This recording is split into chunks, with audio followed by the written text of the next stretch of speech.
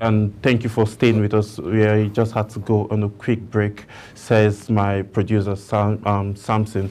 So let me bring you up to speed to what has been going on and within the federal government and Nnamdi Kanu. If you're just joining us, my name is Samuel Odi, and this is Midday Discourse on Global Television. Hope you're having an amazing Monday. So let me bring you up to speed. About 50 members of the House of Representatives spread across 6 geopolitical zones of the country under the age of concerned federal lawmakers for peace and security in Southeast have appealed to President Bola Tinubu to invoke Section 174 of the Constitution of Nigeria set at 1999 as amended, and Section 107, subsection 1 of the Administration of Criminal Justice Act 2015 to release the leader of the indigenous people of Biafra, Nnamdi Kanu, from the custody of the DSS, that's the Department of Secret Service. The lawmakers elected on the platform of different political parties in later address to President Tinubu dated 19th June 2024 urged the first citizen to commence a peace move to address the insecurity challenge in the Southeast. The lawmakers in their later urged President Tinubu to mandate the Attorney General of the Federation and Minister of Justice Lateef Fagbemi to invoke his powers to null quit under the provision of Section 174, subsection 1 of the Constitution and Section 107, subsection 1 of the Administration of Criminal Justice Act 2020, and of course to release Mazi Nnamdi Kanu from detention and discontinue his trial. They recalled that the President extended this gesture through the Office of the Attorney General to activist Omolere Shobore, who was charged with treasonable felony. On today's edition, I'll be introducing my guest at this time, who is a seasoned journalist, someone who is celebrating his birthday, a guru when it comes to topical issues, and also an amazing sports person. Good morning, Anthony Momodu. Yeah, good morning. Nice to be here. It's actually afternoon, so good afternoon. No, I said nice to be here. Good afternoon. So how are you? How's today been so far? Oh, today has been brilliant. Just brilliant. Yeah, today has been amazing. Lots of prayers and celebration with colleagues and loved ones, E and co. Yeah, EA especially. Who is E? Okay. She's a special one. She's a special one. That's nice. It's good to have a special one. Well, let's leave special ones now and talk about the special people. That is those special to the Nigerian aspect of keeping law and peace, which are like the 50 members that wrote to Mr. President saying they should go ahead and release Mazi Nnamdi Kanu. So what is your reaction to this House members pushing for this this recent development? I think if we look at the 50 lawmakers, they are from different political parties, different regions of the country, some from north, some from the south, some from the east. So it tells you that these are cross-board. So practically the 6 geopolitical zones and the different members of different political parties wrote that letter, and 50 is a very sizable amount of lawmakers. So it tells you these people were not coerced, they were not influenced, they were not bought over. They see the dire need for the president to evoke Section 174, subsection 1, Section 107, subsection 1, which the president did, make use of when Showore was being freed. The issue is, you look at Showore, he's from a certain part of the country. He's the Yoruba ethnic group. From the lots west. of people would say, okay, the president is from the west, also a Yoruba man. So was that why it was easy for such, or was it that it was easy for the president to evoke those sections and set him free?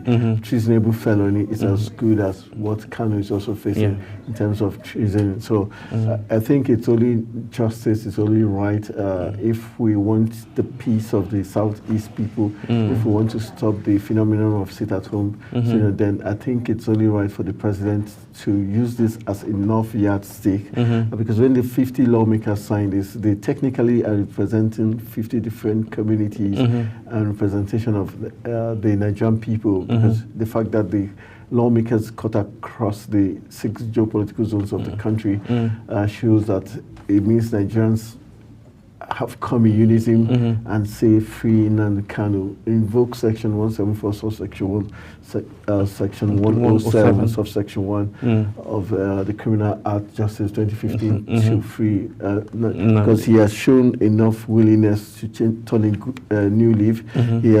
He condemned, last week he condemned the killings going on in the southeast. So technically what it means is disowning the IPOB, the ESN, and whatever group, under any guise you seem to be fighting on his cause, he's disowning them. So that alone is a public show of the fact that he's renouncing his earlier stance of wanting Nigeria to divide, wanting the Biafran Republic to come to pass. He's denouncing that technically. How long he does that, only time will tell. But the fact that he's showing that publicly is enough reason. And for the lawmakers, before now, we've never heard the lawmakers. We've not even seen the leaders of the Southeast come out in true unison to say, okay, they're lobbying for Nnamdi Kanu to be released. Yes, we saw some bit of Ohaneze Ndibo make certain statements, make some moves, but even the Southeast governors, yes, at times they played like they wanted, or they were pushing for that, but we didn't see that true commitment from the governors of the Southeast. So with the 50 lawmakers and the fact that his lawyers, Nnamdi Kanu himself, is pushing for that, I think it's something the federal government should consider, and also not to show or suggest like Showeri was favored because he's from the same region from Mr. President. Let it be seen that Mr. President is doing this, is just and is doing this for the good of Nigerians. And we know that for sure. The ESN, IPOB, and the sit-at-home phenomenon came about in the quest of pushing for Kanu to be released. Yes. And I think if he is released, that will do a lot of good. Already, Justice Binta Nyaku has already said this does not have a judicial solution. All he needs is a political solution. Yes. And politically, the 50 lawmakers have taken the initiative to push that. It's not left for Mr. President to consider their plea and go ahead and probably answer their prayers of invoking sections 107 and 174 section 1 to free Nnamdi Kanu. Then if there must be conditions, let it be friendly conditions. But one of the key things being that he's going to ensure that the issue of IPOB or the sit-at-home phenomenon is called off completely, and he probably also renounce the call for the Biafran state, but in return, the federal government can say, okay, in return to show us in good faith, to show that the Nigerian public and the Nigerian state appreciates what the people of Southeast have gone through. We're going to agree for them to be a Biafran Day, which is May 30th, which they called for. So we're going to recognize that as one of the holidays, national public holidays in the country. Then the people of Southeast were going to, with time, through the process, the National Assembly process, and see how we can create 1 or 2 more states for the people of the Southeast. We know that in Delta State, Delta State has also been looking for a state to be created out of them, the Anyoma state. Yes. While those from the other part of the Southeast can get 1 more state. So 2 states in addition, release of Kanwanko, recognizing May 30 as Biafran Day could be another subtle way of letting the people of Southeast know that yes, we recognize we did the people of Southeast wrong after the Civil War. Okay, this is a way of saying we're sorry. This is a way of saying you're part of Nigeria. This is a way of making you feel you're part of the country. And I think it will go a long way in healing the wounds of the people of the Southeast. Okay. Looking at it, you said maybe creating 2 states, from probably the Deltans. Looking at Nigerian economy, do you think that is going to be like the right approach? Because inflation is high. We all know what's happening currently. The truth is, every move has processes to go. We've seen nations break into 2 and another nation created. Those other states, initially, before the states became 36, when the new states were created, they all went through their teething process. For instance, Bayelsa in 2005, 2006, when I served in Bayelsa, it was just one way in, one way out, yes. in Yenagoa, the capital. But over time now, it's grown to a bigger, better state and bigger city, Yenagoa. So in these states already, we know that the people of the Southeast, don't forget they're entrepreneurs, most of them. They're commercial based, they're business-minded people, and they've got, to a good extent, they've got some infrastructure, good level of infrastructure, even though, yes, we know that roads and erosion is one of the things that the people of Southeast lack or are suffering. But I'm confident that over time, the people of Southeast, given that chance, they would develop those states or the new states if created, because they have the resources, they have the manpower, they have the technical know-how to get it done. And the fact that they will also want to prove a point to the federal government that they did not make a mistake, they would join forces and ensure that those states thrive in business-wise and otherwise. And at the end of the day, when those states do succeed and develop to a very good extent, they're still going to contribute to the economy of the region and the country as a whole. Okay, let's look at now how quick do you think Mr. President is going to respond to this letter written by 50 lawmakers, and do you think 50 is a good enough number for this approach? I think it's for me, not I think, I know it's a good number. At times it's not how many, but the quality of people who have signed those, and also which is very important, the spread. If you notice that we see a lot of lawmakers from the northern regions, also part of the side, which is very key, because the North has been one of the regions that has always had this conflict of interest with the Southeast, and the fact that Northerners are beginning to see reason why the Southeast needs to be given what they duly deserve, and the need for them to be welcomed back with open arms and given a chance to be part of the Nigerian state is very key. I think the president does not have any reason to say, okay, probably the people of Nigeria are not supporting this agenda, so that's the reason I'm going to wait and before I assent to this request.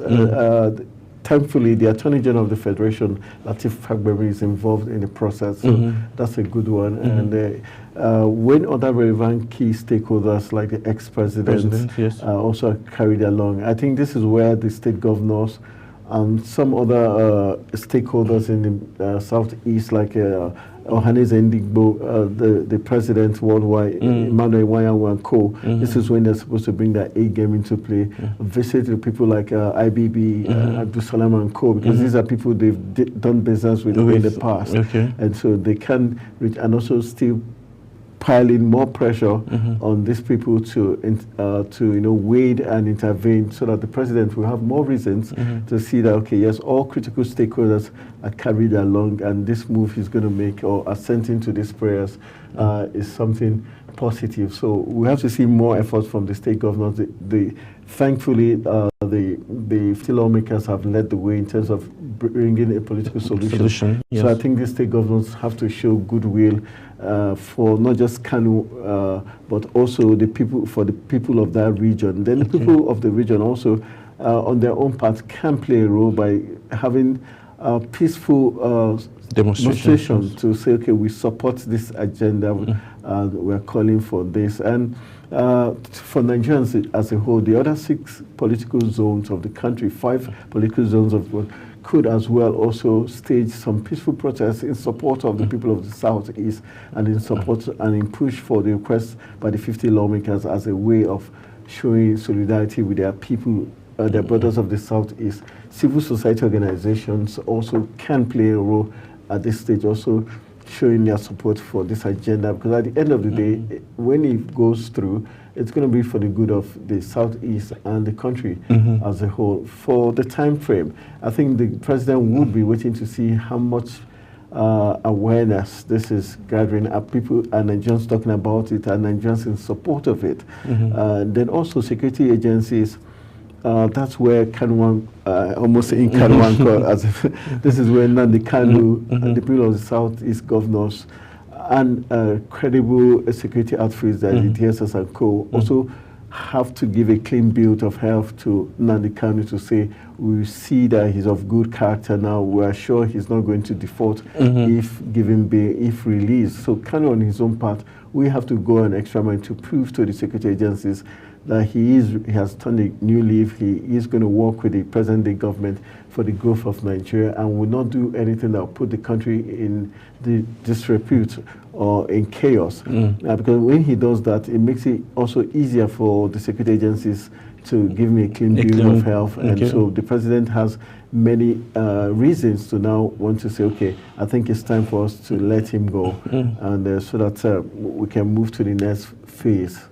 Okay, let's look at this angle now. Do you think if Nnamdi Kanu, if they meet terms now with the federal government, do you think this is going to be the end of insecurity and killings in the southeast? Well, obviously it will not be the end, but it will go to expose one factor, the fact that probably the IPOB, the ESN, have been wrongly accused of being the ones instigating violence in the southeast. Then it might also expose the fact that it is some machineries that have come to cause some political parties. In some school of thought have it that some persons from either outside the shores of the country or from certain region of the country deliberately goes to the southeast to cause trouble by either killing certain persons, especially Nigerian military, so that it looks like the people of the southeast are the ones killing Nigerian military in order to cause more chaos, and so that the army would focus on them while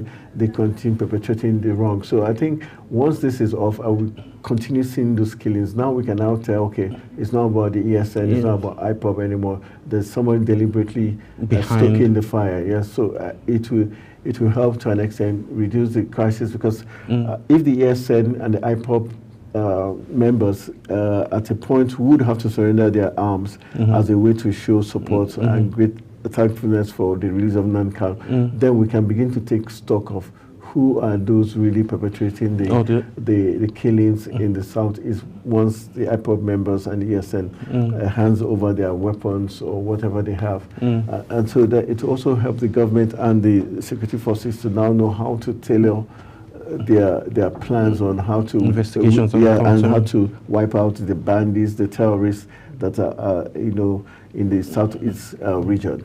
Before I let you go, let's look at, okay, so if Nnamdi Kanu now, if Mr. President now approves and then, orders the minister, that is the Attorney General of the Federation, Femi, if he orders him to kick out the case from the court of law, how swift do we think that peace and order would be maintained? Will it go back to normal where we wouldn't have this sit-at-home policy from the indigenous people of Biafra? For the time, everything is a process. Obviously, we know that there will be a deliberate attempt by the ESN, the people of the southeast, to make a point that it's not, they are not the ones causing violence. And so what we are likely to see is for the first few weeks, months, obviously the level of violence would subside. And because the ESN members or the IPOP members will be deliberate in their actions, it will be easy for them to also point out the bad acts. And then the government will be able to know who is truly causing. The speed of how soon it will occur, it's going to be natural, and it's going to take time. But the truth remains, because they also will be watching killing to see if the release is real and if it's true, and how long would he be released, and probably. And don't forget that for those who are behind this mayhem in the southeast, they also might want to still cause some mayhem, so that even when he's released, they'll cause some bit of mayhem, so to suggest as if the release did not make any impact. And so it's both ways. And so it's only time, proper investigation and due diligence by security officers would be able to tell us what's happening. But on the part of the ESN, IPOB, I know it will be more of celebration. And of course, definitely, Nnamdi Kanu would not want to jeopardize his chances of freedom. So he will do everything possible to ensure that whatever killings or disorder that has been taking place in the southeast, the sit-at-home order, all that will be eliminated as soon as possible. Okay, thank you so much, Anthony Mahmoudi, for joining us today on Midday Discourse. We'll be going on a very quick break, and then when we come back, my second guest for today will be joining us. Do stay with us. We'll be right back.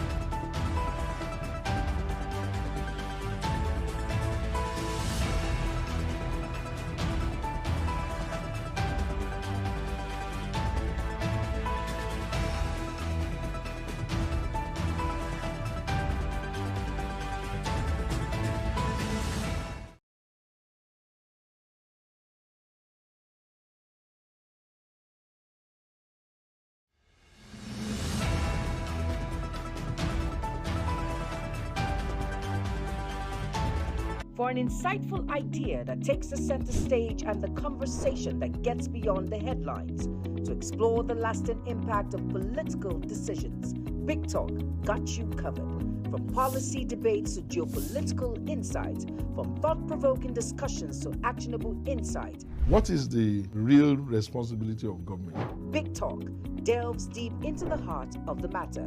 Join us weekdays on global televisions from 6:30 p.m. for a reverting journey into the heart of politics, where we dissect issues shaping our society. With every government and introduction of new policies, businesses of all kinds and sizes seize the opportunity to evolve and redefine themselves. Business Point on global television is where we follow the money and put the facts and figures right in front of you. Watch Business Point every Monday through Friday at 11 a.m. as Kikelamo Okere tracks all the latest developments across critical sectors. Business Point, this is business. Are you ready to be entertained like never before?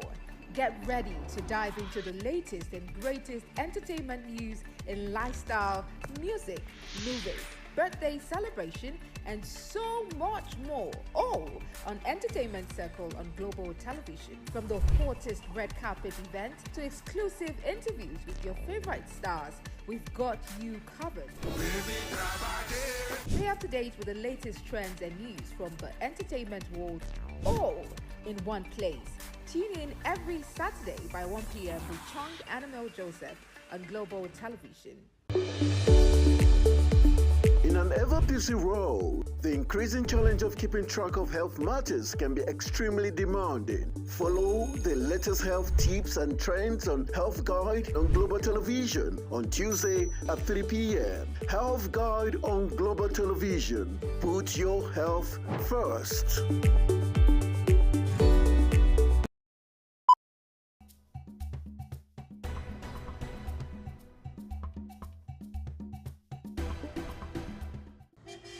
An apparently peaceful traffic situation can turn into a night.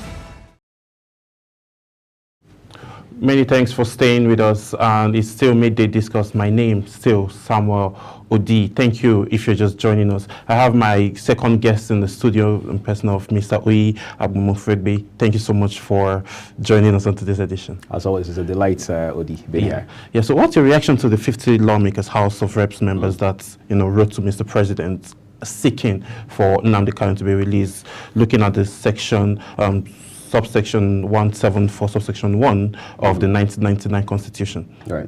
You see, when I saw that, the first thing I wanted to look at was to see where these lawmakers come from. And I realized that they are not just a bunch or a pack of lawmakers from the Southeast. If that had happened, some persons would put some ethnic coloration to it and say, well, these are the Southeasterners. All right, but you realize that it transcends ethnic boundaries. So you have lawmakers from the north who are also part of it, because it has become a Nigerian issue. I think that's the culture that it should be. That's the thinking we should have. So you don't see Boko Haram as a northern thing. It's a northeastern thing. You know, you see banditry like a northwestern thing. It's a Nigerian thing. There are Nigerians from all walks of life who live in those areas. So I think that's one of the elements that actually stick out for me in this regard. The second is this move is long overdue. Yeah, long overdue, but then again, they say it's better late than never. So as it stands right now, my reaction to it is a step in the right direction, and to see that the Honorable Justice Binta Yanko also threw her weight behind it in the eye of the law. Yes, just simply means that, I mean, there couldn't be a better move to make at this time beyond what has been done right now within the confines of the law. Okay, because we've seen it, like, okay, Nnamdi Kanu has been in custody since 2021, almost 3 years now, and then linking with Showore was also charged for treason and treason of felony, who Mr. President just gave the Attorney General of the Federation the power to, like, throw the case off court, out of the court, and then to withdraw the case. To withdraw the case, so to set him free. So how long do you think is going to take Mr. President to, you know, grant the same request given to Kanu? You know, I'm glad, Odi, that you have mentioned the Attorney General of the Federation. You know, somebody, lawyer once told me in 2020 that, look, the Attorney General of the Federation, who doubles as Minister of Justice, I mean, it runs a very powerful office. Of course, the AGF reports directly to the President. He advises the President on issues like this, including issues around clemency, pardon, and what have you.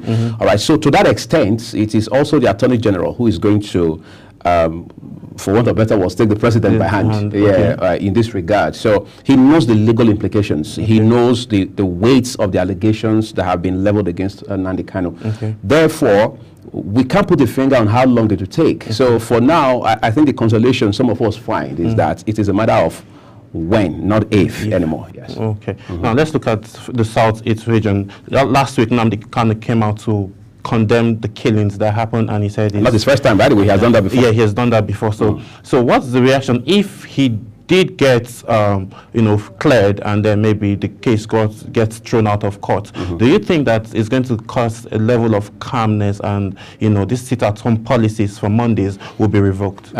You see, that in itself is part of the complexity that we have seen with this matter. And Nnamdi Kanu time and again has said, look, the proscribed indigenous people of Biafra, IPOB, has no hand in all of this. That some politicians and some vested interests, some criminal elements are just exploiting this situation to perpetrate mayhem across the Southeast, sometimes even beyond.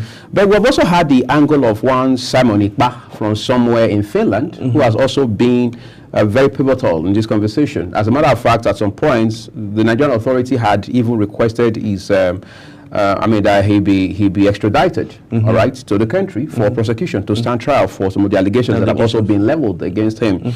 But that said, as it is right now, I think when, I didn't say if, when Nnamdi Kanu is eventually released, it has to also be a time of reflection for him. It has to also be a time of him saying, look, whatever I said while I was incarcerated was not just for me to be able to get out. I meant every word of it. And it's going to be, I mean, there's going to be a burden, a demand on him to match his words, whatever he has said so far, with action, which means that every Nigerian, including the government, must come to see him as an advocate, an enforcer, so to say, of all of the things he has said so far. For example, he has said the IPOB is not involved in any of the killings in the Southeast. The IPOB has anything against the armed forces or the police, for example.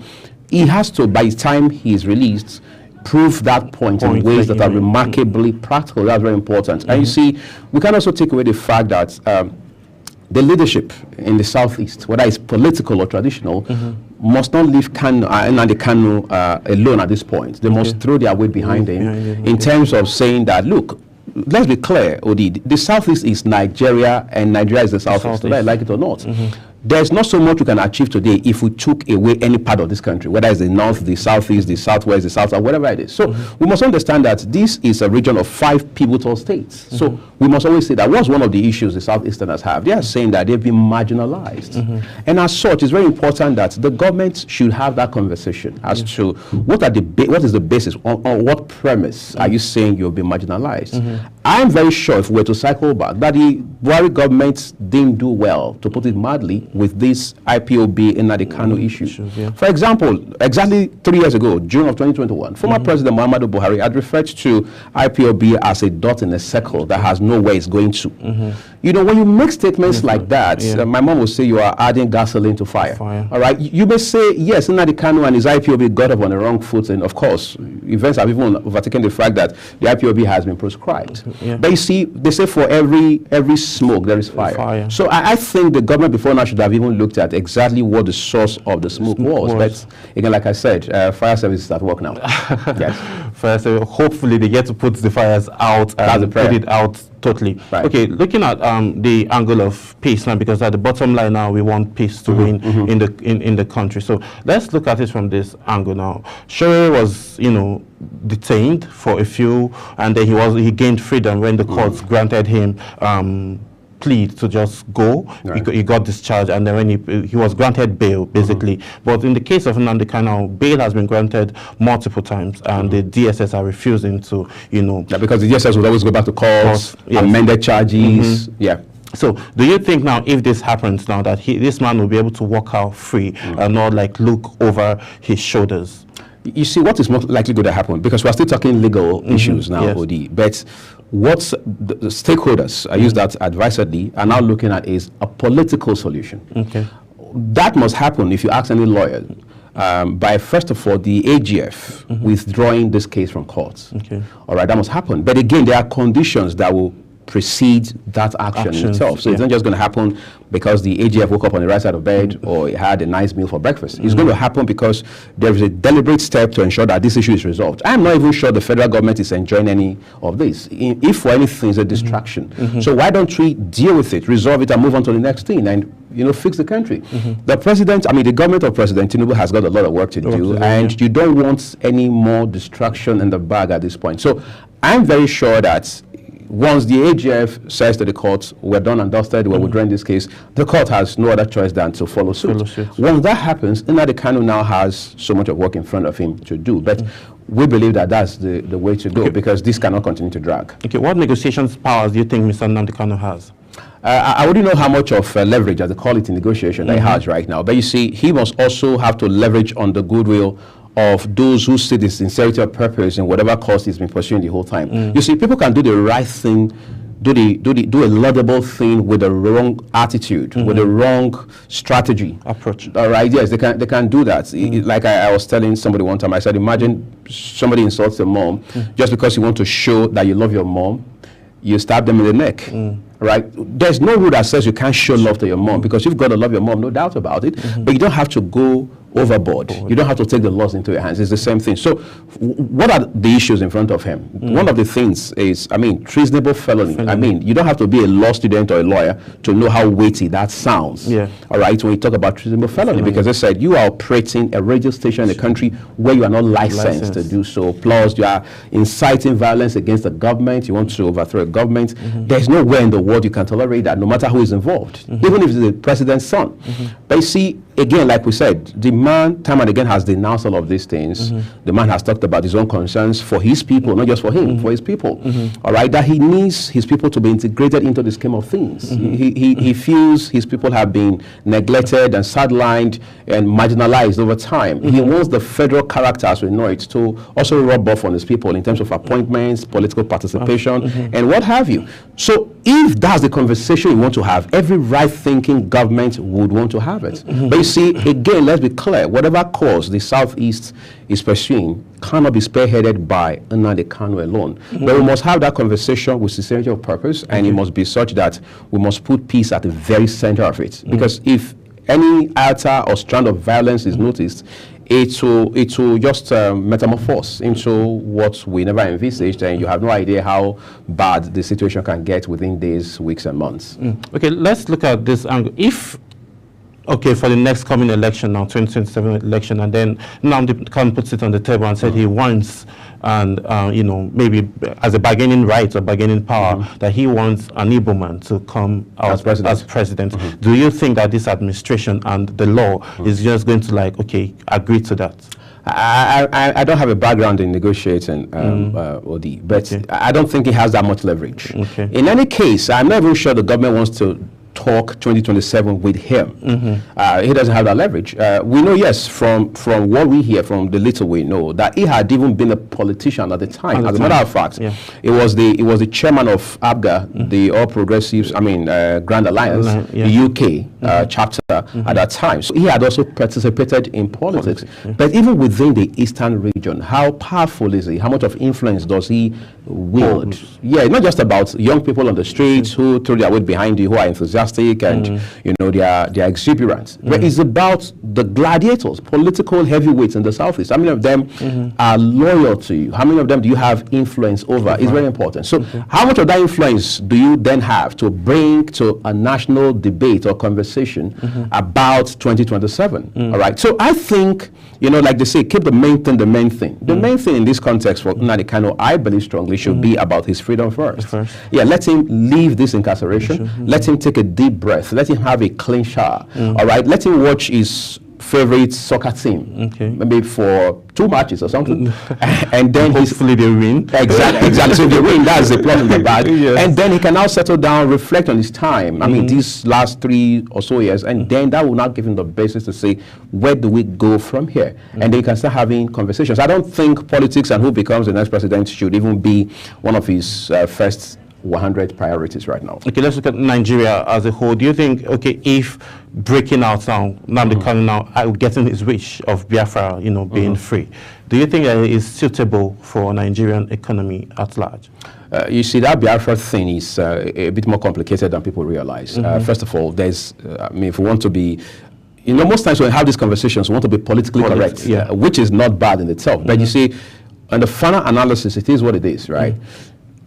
There's hardly a certain president that wants to have a referendum, because you've got to have a referendum for you to succeed. So, the path of violence hardly works, almost never works, especially in a case like this. We may not be where we want to be as a country, but let's be clear, we've been here for 26 years. It's been since 1999. So it will be near impossible for you to find a president who just folds their arms and watches as someone wants to cut, as it were, for want of better words, one part of the country away.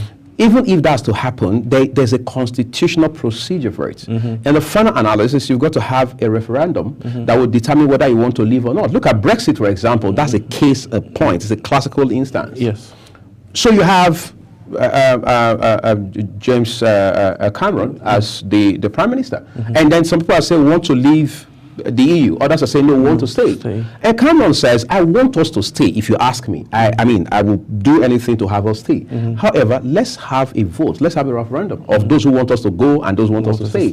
And then he said, if the vote is cast after the referendum, if it comes through that we need to go, we need to leave the EU, I will resign. But if the votes are in favor of those who want us to stay, I'll stay in office. And then we all know how it played out, and the vote was in favor of those who wanted Britain or the UK to leave the EU. And that's how the man almost immediately resigned and left office. But you see, there was a procedure that led up to that. So I think that if actually, because you see, again, I would always talk about sincerity of purpose. If actually the goal is to say we want the Southeast carried along, politically and otherwise, we want equal opportunities, economic opportunities for our people. We want equity and justice. We want fairness. And then the government says, look, all of those will be taken care of. So the question would then be, why are you succeeding? Okay, that's great. Thank you so much. We're actually running out of time, and I'm hoping I could just get one more take from this.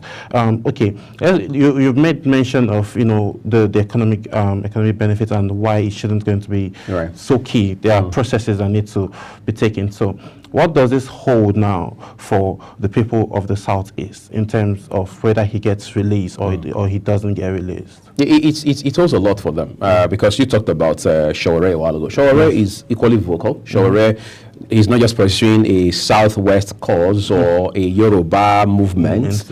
All right, he wants to be president. That's his personal ambition, or if you like, aspiration. But then he also believes that Nigeria can be better than how it is. You may not like his approach to it. You may have issues with his philosophy, but ultimately, he's driven so hard about a Nigeria that can work better for all. So you can't take that away. So for many people, there's going to be, you know how we always think about these things, the prism from which we look at these things. We say, okay, well, this guy is from one part of the country and now he's been granted bail. This is the guys from one part of the country. Maybe they don't like them. That's why he has not been granted bail and all of that. So what's the question? I mean, to answer your own question, in the event that he is released today, tomorrow, or the day after, for the Southeast, it means a lot. It means, first of all, there's a win, because we have seen protests across the Southeast, end to end, about the incarceration, releasing Nnamdi Kanu, and so on and so forth. So he has been released. That's number one. Number two, it means that it also now opens that window for both the federal government and the leadership of the Southeast to go into dialogue about very salient issues that affect Nigeria, that also affect the Southeast as well. All right. It also means that Nnamdi Kanu can have his peace, because the man can't tell me he's living a peaceful life as it stands right now. He can now have his peace and pursue whatever other things he wants to pursue. Whether he wants to join politics full-fledged, whether he wants to become an advocate of good governance, home or abroad, whatever he wants to do, he can now pursue those within the ambits of the law. So the blessings are numerous when it gets released. Okay. Thank you so much, Mr. Oya. I was a delight. Before joining us on today's edition, you actually look good on your suit. Thank you. I bought myself a drink. It's lunchtime. All right. So thank you so much for joining us on today's edition. It's been awesome having this conversation on Nnamdi Kanu's release. So we're hoping to get that soon, so that the government would go ahead and revamp our economy. On that note, I'll be saying we'll be drawing the curtains for today's editions, and I'll see you all tomorrow. You have an amazing Monday ahead. Hydrate yourself. Good afternoon.